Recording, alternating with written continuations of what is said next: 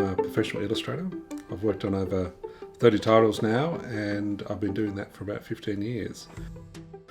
Before I really know what I'm drawing, I started blocking out the shape first. So I'm using a blue pencil to block out the shape, and it lets me get a lot of movement and spontaneity into that character. I move on to a dark pink, and that's just used to define some of the areas a bit more clearly so I can start to see how they're going to take shape. I can add details here.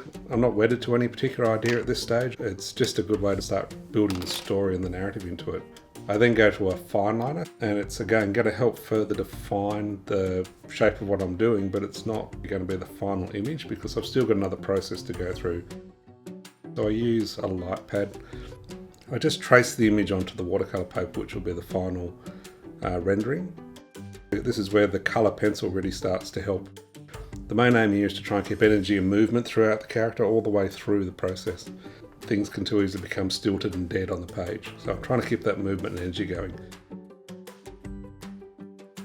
The whole idea of the watercolor is not only just to, quite obviously to apply colour, but also to describe the form and volume of the character and help it really sort of emphasise the movement that's coming through that character through other elements.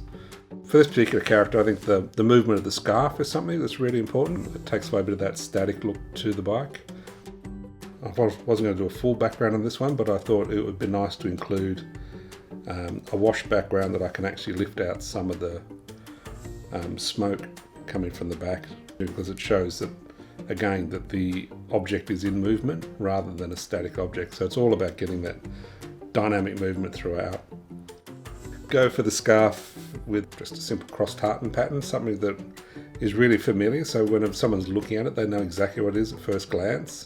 As I go and put the ink in, I'm being very mindful. It's good to actually have breaks in the line and have wiggling through the line, because that again emphasises the movement for this style of drawing. I'm aiming for the overall impression of everything to be about movement.